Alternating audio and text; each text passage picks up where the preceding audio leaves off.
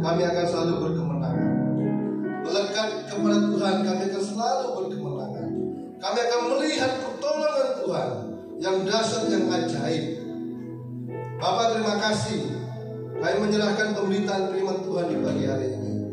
Biarlah perkenan-Mu ya Tuhan terjadi atas kehidupan kami semua, terjadi atas kehidupan hamba-Mu yang akan memberitakan kebenaran firman-Mu, sehingga firman yang ditaburkan ya Tuhan bertumbuh, berbuah, dan menghasilkan buah-buah roh, yang orang lain dapat melihat pekerjaan Allah yang dahsyat dalam kehidupan kami.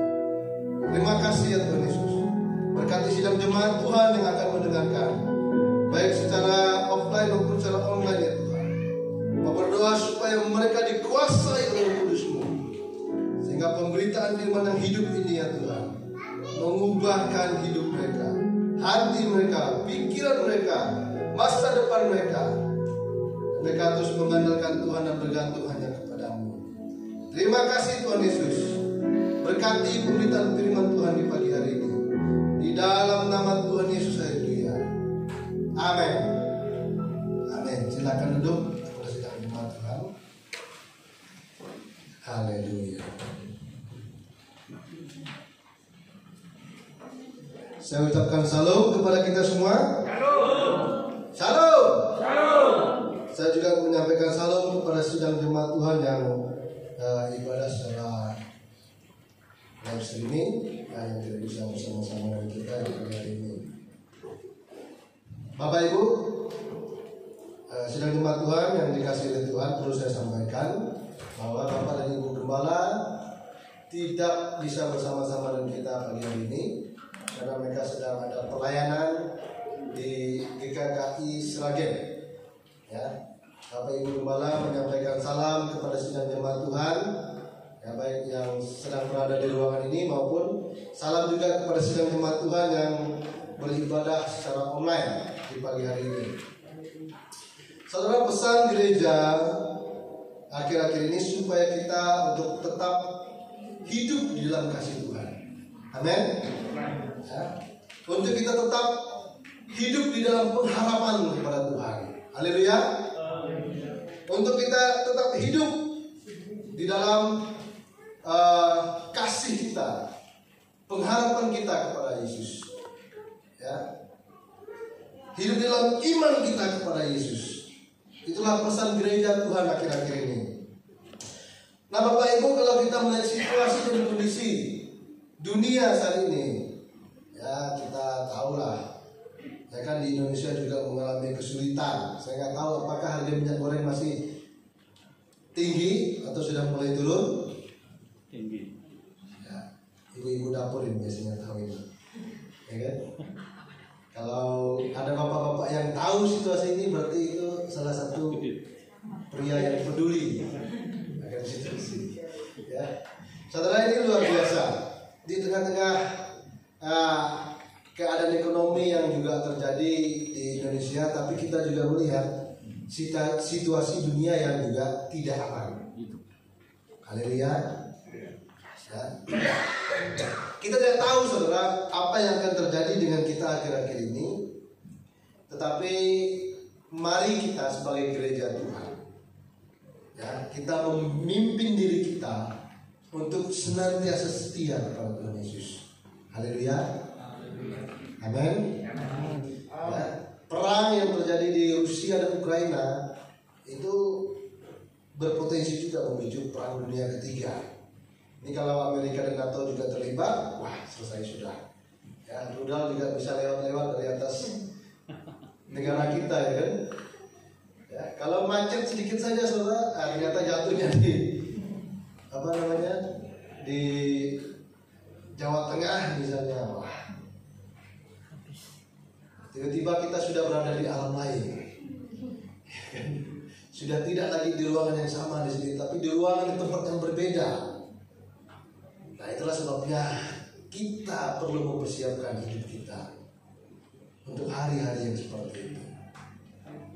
Amin Bapak Ibu. Nah pertanyaannya, sudahkah kita siap jika kematian menghampiri kita hari ini? Sudahkah kita mempersiapkan hidup kita untuk dikenal oleh Tuhan, untuk disetujui oleh Tuhan. Ya, sudahkah kita mempersiapkan hati kita untuk menantikan kedatangan Tuhan di dalam kehidupan kita? Karena hari Tuhan itu beda-beda. Ya. Hari ini pun bisa hari Tuhan bagi saya, juga bagi saudara. Ya kan? Kemarin hari Tuhan bagi sepupu saya. Saya juga kaget, ya kan, di grupku ada berita duka. Ya, ternyata sepupu saya secara tiba-tiba umurnya 18 tahun, masih muda. Mungkin ini kebanyakan dari anak muda tempat ini, seusia seperti itu. Tiba-tiba dipanggil oleh Tuhan. Caranya bermacam-macam. Itulah sebabnya mari kita gereja Tuhan, anak-anak Tuhan, ya, keluarga jemaat Tuhan, remaja, pemuda, ya, yang mengasihi Tuhan. Mari kita mempersiapkan hati kita, mempersiapkan hidup kita untuk kedatangan hari Tuhan itu, saudara. Amin. Haleluya. Nah, Bapak Ibu yang dikasihi oleh Tuhan kita Yesus Kristus, tema kita pagi hari ini yaitu hidup yang berkenan kepada Allah. Apa tadi? Hidup yang berkenan kepada Allah. Bukan hidup yang berkenan kepada bos kita, bukan hidup yang berkenan kepada suami kita, bukan hanya hidup yang berkenan kepada istri kita atau anak kita, bukan hanya sebatas itu. Tetapi yang diinginkan oleh Tuhan bagi kita adalah hidup kita ini berkenan kepada Dia. Haleluya. Amin. Nah, masalahnya kadang-kadang kalau kita ingin hidup berkenan kepada Tuhan, tantangannya banyak. Mungkin pimpinan kita tidak suka dengan kita, mungkin bos kita tidak suka dengan kita, mungkin anak kita, istri kita tidak suka dengan kita, atau suami kita tidak suka dengan kita.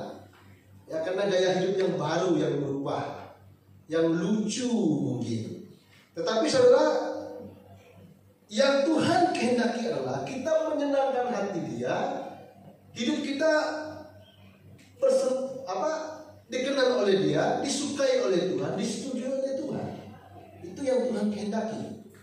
Nah, makanya pagi hari ini saya mengajak sidang jemaat Tuhan untuk mari kita bersama-sama belajar bagaimana hidup yang berkenan kepada Allah. Amin. Haleluya. Saudara,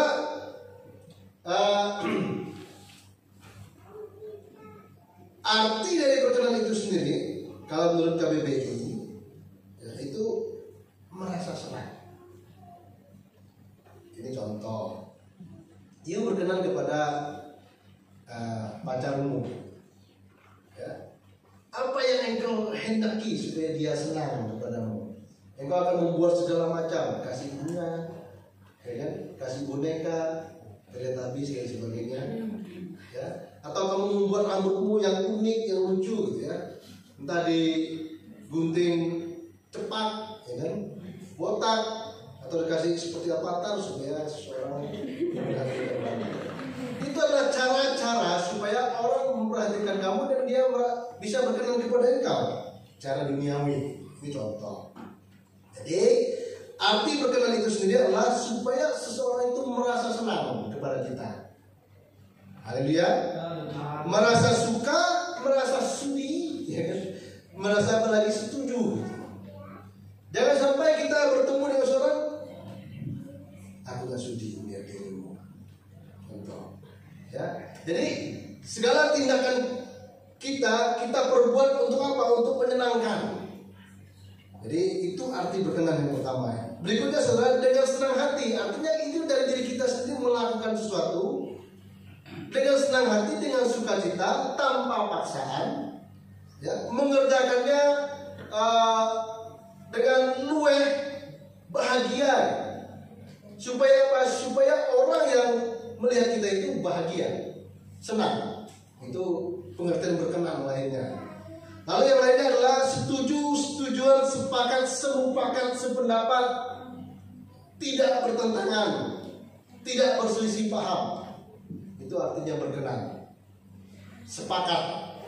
Maka dari itu hidup yang berkenan kepada Allah itu artinya hidup kita yang disukai oleh Tuhan, yang disetujui oleh Tuhan, yang sependapat dengan Tuhan, yang apalagi yang setujuan dengan Allah. Haleluya. Nah, kehidupan yang seperti itulah yang harus saya dan Bapak Ibu itu kejar. Kehidupan yang seperti itulah yang harus saya dan saudara itu kerjakan, perbuat ya, untuk Tuhan, untuk kemuliaan bagi nama Tuhan. Nah, tentu saja itu tidak unjuk bisa seperti itu, tidak, saudara. Kita harus melatih diri kita. Haleluya. Amin. Nah, saudara, mari kita membuka di dalam Roma pasal 12 ayat 1. Jadi bagaimana hidup yang berkenan kepada Allah? Sudah menemukan? Itu di PowerPoint juga sudah ada. Oke, kita baca bersama-sama Bapak Ibu. Dengan suara yang lantang kita akan membacanya bersama-sama. Haleluya. Amin. Masih bersama dengan saya? Amin. Kalau pembawa berita itu seperti itu. Tapi kita ini mau bersama-sama mendengar kebenaran firman Tuhan. Jadi berjaga-jagalah dengan mata saudara supaya kita melihat firman Tuhan ini, membacanya dengan baik, kemudian kita akan merenungkannya bersama-sama. Mari kita membaca Roma pasal 12 ayat yang berapa tadi? 1. Yang ke-1. Kita baca bersama-sama 1, 2, 3.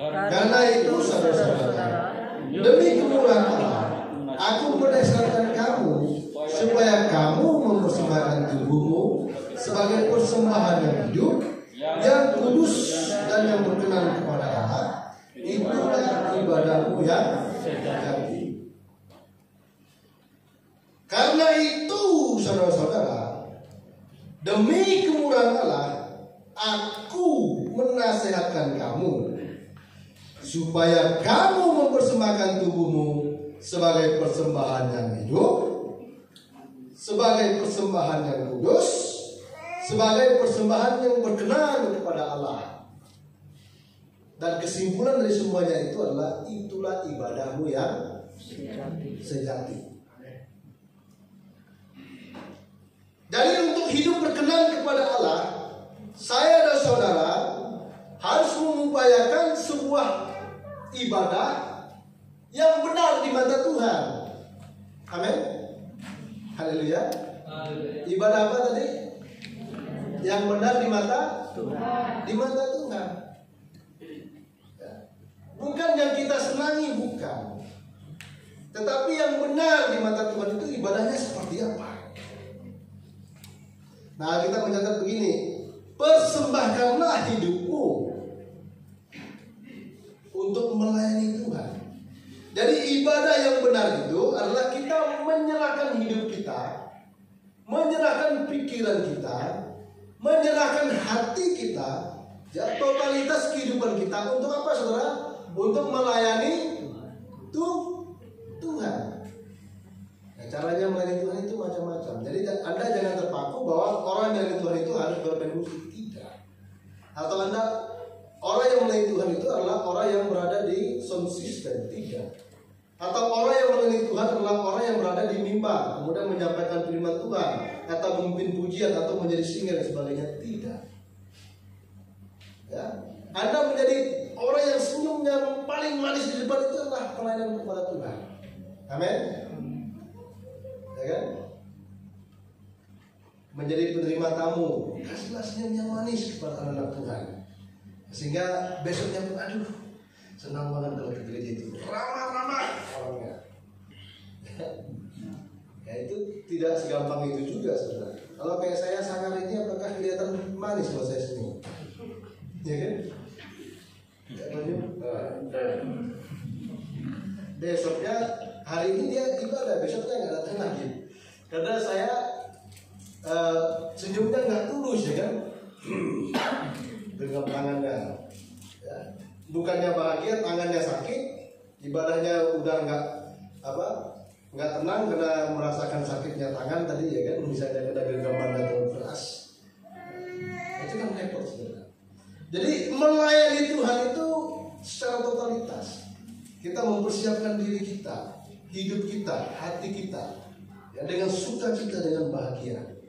Sehingga kalau orang datang, wah kita salamin Pak, selamat datang, selamat datang, saudara. Ya, hatinya tenang. Pertama kali masuk gereja dia sudah mulai tenang, karena asirnya itu, ya, ramahnya minta ampun. Udah ganteng, ramah lagi. Ya, kali asirnya mungkin laki-laki juga perlu dipersiapkan. Ya, supaya jangan saya bilang udah cantik, ya kan repot kalau cuma cantik saja yang disebutkan, ganteng juga. Haleluya, amin. Ini yang laki-laki ini, coba kalian siapkan hidup kita, hidup kalian untuk melayani Tuhan. Paling tidak jadilah tukang senyum yang paling manis di depan. Haleluya, amin. Jadi melayani Tuhan itu sesimpel itu, saudara. Kemudian melayani itu adalah dimanapun engkau berada, engkau ramah kepada semua orang. Amin. Amin. Haleluya. Ya, jangan kalau orang ketemu kamu malah ngancam dia. Ya, orang malah takut ketemu samamu. Itu bukan pelayanan, tapi itu justru menakut-nakuti orang lain. Beribadah yang benar, mempersembahkan hidup kita untuk melayani Tuhan. Kemudian menjaga kehidupan kita yang benar, yang suci di hadapan Tuhan.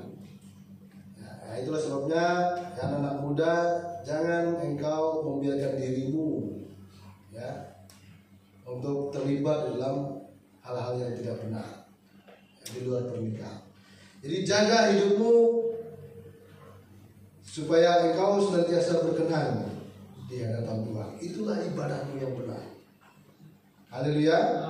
Jaga perkataanmu, jaga hatimu, jaga matamu, saudara. Kau punya HP ya kan? Siapa yang bisa mengontrol kamu? Tidak ada. Kamu mengontrol dirimu sendiri, ya, supaya kamu tahu yang terbaik bagi dirimu sendiri. Jadi apapun itu, ya, kita menjaga kehidupan yang benar, yang suci di hadapan Tuhan. Kemudian mengerjakan kehendak Allah, itulah ibadah yang sejati, saudara. Itulah ibadah yang benar. Kita mengerjakan kehendak Allah. Ya, yang Yesus bilang apa? Yang ku kehendaki ialah engkau menjadi penurut-penurutku, engkau menjadi muridku.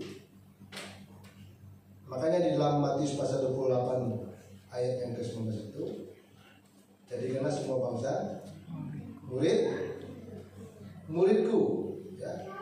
Kemudian ajarlah mereka, ya, sebelumnya dibaptis, ya kan? Ajarlah mereka untuk apa? Melakukan apa yang aku lakukan. Jadi kita mengerjakan apa yang Yesus kerjakan. Kalau saudara membaca seluruh kitab Injil itu, kita melihat Yesus itu begitu peduli dengan banyak orang. Dia mengasihi semua orang. Dia datang kemana-mana untuk apa? Untuk menyatakan kasihnya pada orang-orang yang lemah. Ya. Dia menegur yang salah. Dia memperingatkan yang salah supaya yang salah itu hidup di dalam kebenaran. Jadi itulah yang perlu kita kerjakan, lakukan sebagai gereja Tuhan, sebagai anak-anak Tuhan. Yang salah katakan salah, saudara. Jangan engkau yang membenarkan yang salah supaya kamu dipuji oleh orang lain, jangan. Supaya kamu disanjung-sanjung, jangan. Yang salah nyatakan salah. Saudara, kalau kita melihat ada sebuah contoh di dalam Alkitab, seorang anak Tuhan, ya, tetapi dia bukan juga orang Yahudi, tetapi dia adalah anak Tuhan yang mengenal Tuhan, ya, secara luar biasa. Dia bernama Kornelius, saudara. Dalam Kisah Para Rasul pasal 10, kalau kita baca di sana.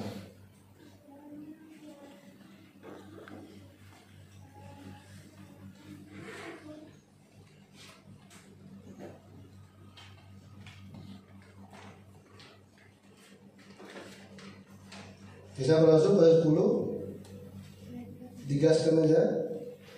Di Kaisarea ada seorang yang bernama Kornelius, seorang perwira pasukan yang disebut pasukan Italia. Dia mengatakan, ia saleh ia serta seisi rumahnya takut akan Allah. Ia memberi banyak sedekah kepada umat Yahudi dan senantiasa berdoa kepada Allah. Dalam suatu penglihatan kira-kira jam 3 petang, jelas tampak padanya seorang malaikat Allah masuk ke rumahnya dan berkata kepadanya, Cornelius. Ia menatap malaikat itu dan dengan takut ia berkata, ada apa Tuhan? Jawab malaikat itu, semua doamu dan sedekahmu telah naik ke hadirat Allah dan Allah mengingat engkau. Ya, kata mengingat engkau itu berarti doa-doa dari Cornelius ini dikenal oleh siapa? Oleh Tuhan. Saudara, coba kita perhatikan gaya hidup Cornelius ini. Ini seorang Romawi yang beribadah kepada Allah Israel. Di dalam ayat 2 dikatakan ia hidup apa saudara? Saleh. Hidup saleh itu berarti dia menyiapkan hidupnya, waktunya ya, untuk mencari Tuhan, beribadah kepada Tuhan.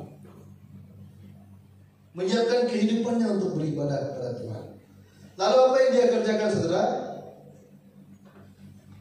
Ia serta seisi rumahnya takut akan Allah.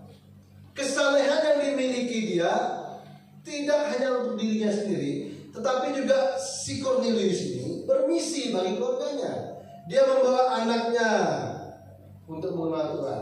Dia membawa istrinya untuk mengenal Tuhan. Dia membawa seluruh isi rumahnya untuk mengenal Tuhan. Siapapun yang di rumah dia. Kalau saudara membaca pasal 10 ini ayat 1 dan seterusnya, Anda akan mengerti di situ. Jadi bermisi. Amin. Haleluya.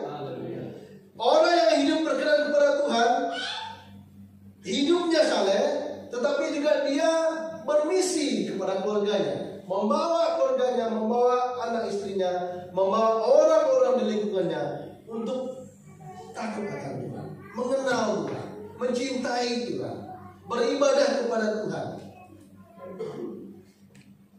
Haleluya. Amin. Saudara, maka dari itu mari Bapak Ibu yang dikasih oleh Tuhan kita Yesus Kristus, anak-anak muda juga, ajak teman-temanmu supaya mereka juga mengenal Kristus. Ajak saudaramu, ya, ajak kenalanmu, ajak tetanggamu, siapapun itu untuk mengenal Kristus. Lalu kita juga melihat dalam ayat yang kedua itu dikatakan ia memberi banyak sedekah kepada umat Yahudi. Apa artinya saudara? Cornelius ini meskipun dia bukan orang Yahudi, tetapi Cornelius ini sangat peduli kepada sesamanya. Haleluya. Amin. Nah, kita kalau nggak bisa peduli dengan suami kita, gimana kita mau peduli dengan orang lain? Tidak peduli dengan istri kita, bagaimana kita bisa peduli dengan lingkungan kita? Ya. Jadi kita mulai dari diri kita sendiri, kita mulai dari keluarga kita mulai dari lingkungan di sekitar kita dulu. Belajarlah peduli. Amin. Haleluya. Ya, peduli kepada sesama. Ya. Itu yang dikerjakan oleh Cornelius. Kemudian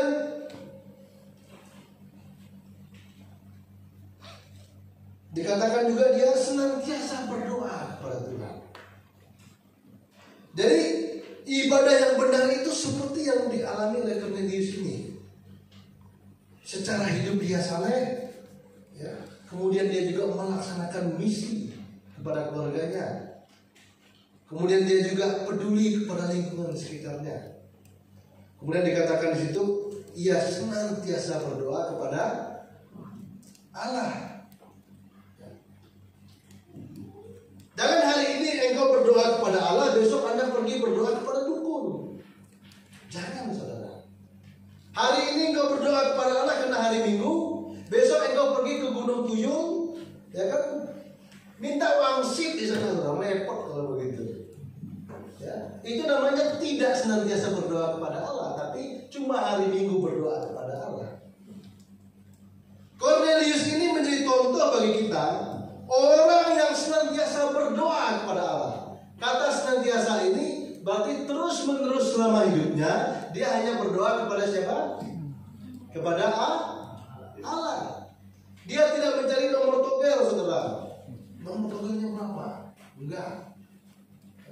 Dia tidak pergi ke Gunung Tuyul untuk nanya, Tuyul, tolong saya nyuri uang ribuan. Bukan seperti itu. Atau dia tidak pergi kepada Mbah Dukun. Tidak. Mbak saya, ini saya sial atau tidak ini? Garis tangan saya ini gimana, Mbak?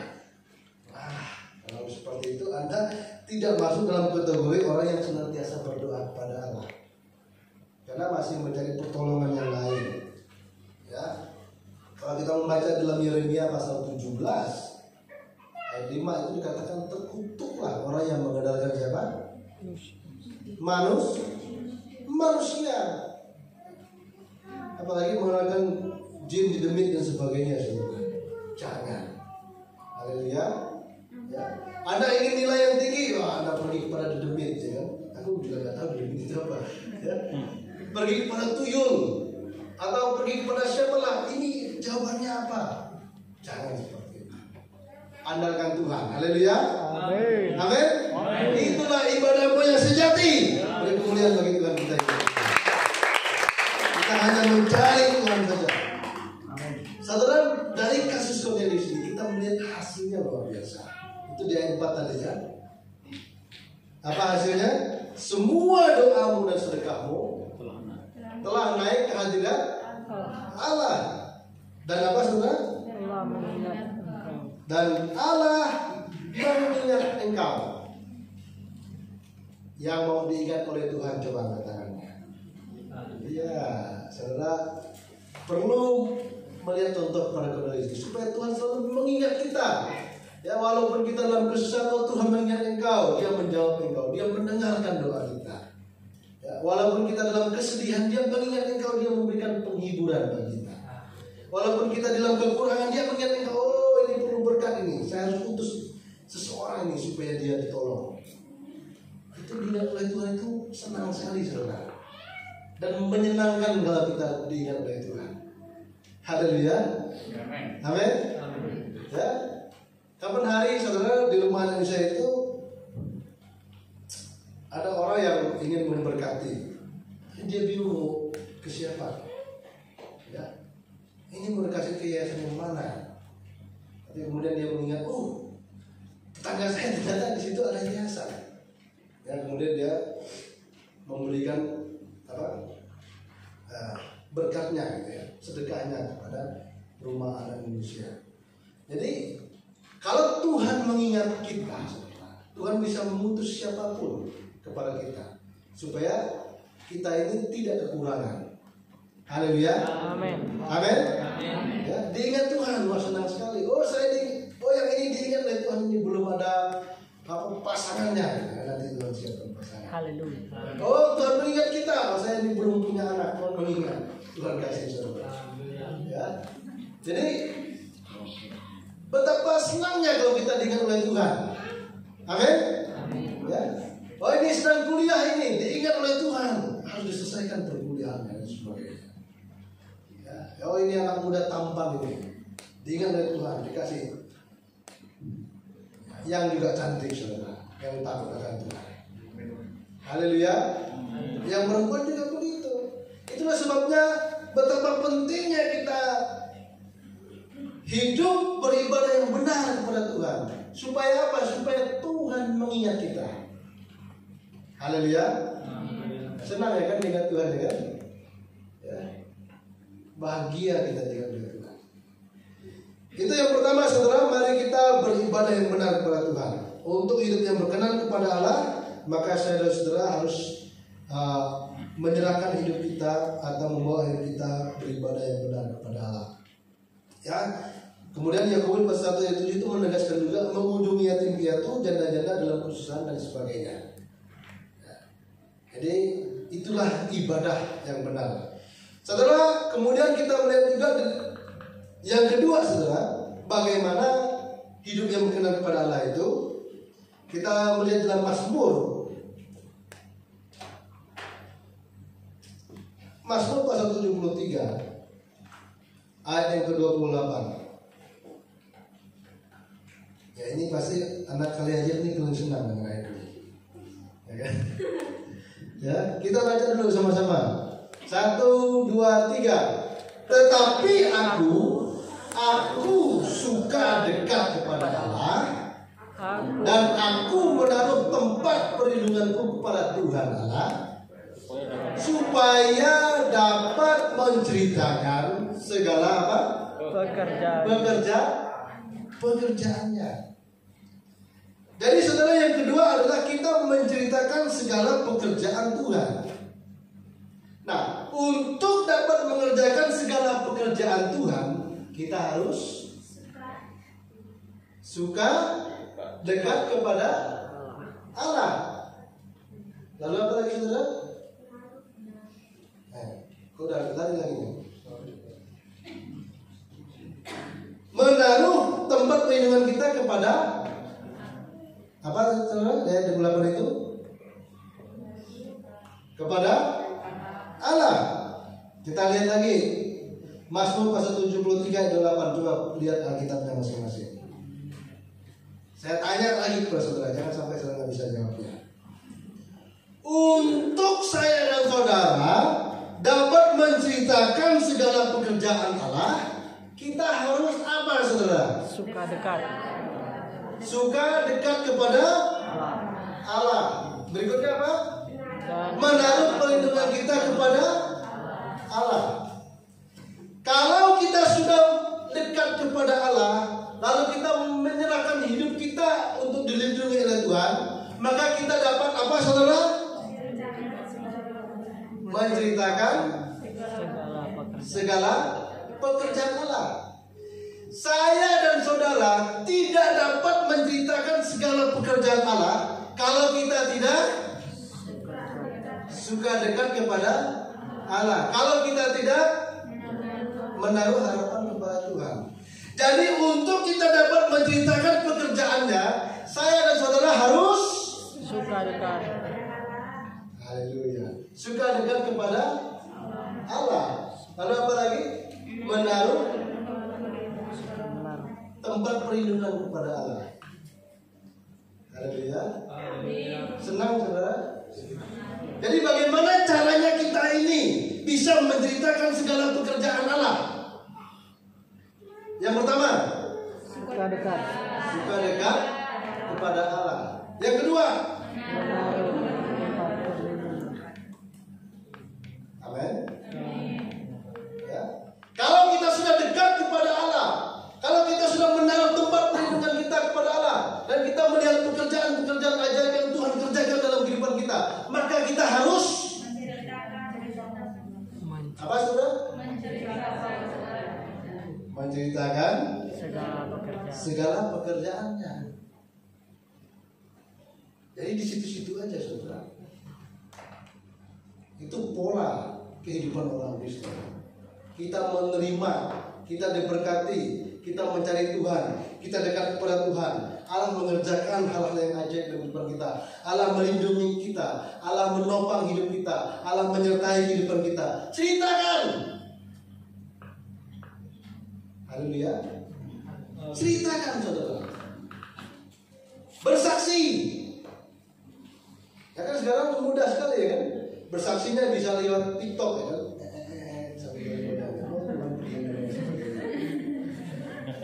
Bisa apa lagi? Lewat Facebook. Ya. Bisa apa lagi saudara? Banyak, bisa lewat YouTube dan sebagainya. Coba gunakan semua media itu. Ya.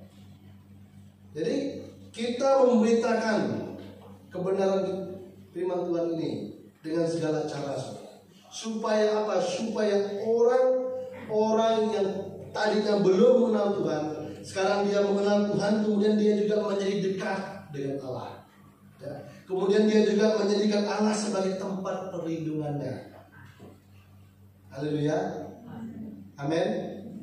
Karena kalau Allah sudah menjadi tempat perlindungan kita, saudara, siapa yang dapat melawan kita? Enggak ada. Kalau Allah di pihak kita, siapa yang dapat melawan kita? Tidak ada. Tidak ada. Bahkan dalam Roma pasal 8 ayat 28 mengatakan apa saudara? Sebab Allah turut bekerja dalam segala sesuatu. Untuk apa saudara?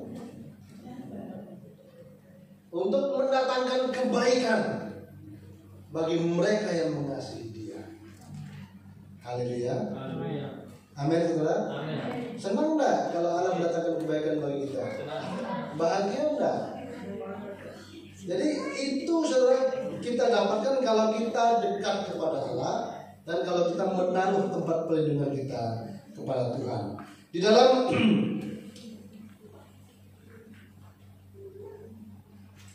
Mazmur pasal 1 ayat 2 saudara.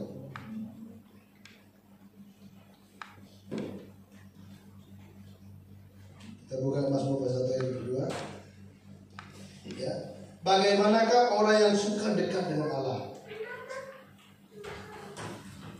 Tetapi yang kesukaannya ialah Taurat Tuhan, yang merenungkan Taurat itu siang dan malam. Jadi orang yang suka dekat dengan Allah itu, dia memiliki relasi dengan Allah melalui doa kepada Tuhan setiap waktu. Ya, tadi dilakukan oleh Cornelius. Kemudian merenungkan firman Tuhan itu siang dan malam. Hal ini juga disampaikan dalam Yosua pasal 1 ayat 8. Allah memperingatkan Yosua supaya Yosua merenungkan firman Tuhan itu siang dan malam, memperkatakan firman Tuhan itu siang dan malam, supaya Yosua ini punya relasi dengan Tuhan. Dia tidak kendor membawa umat Tuhan. Dia tidak takut menjadi pemimpin, saudara.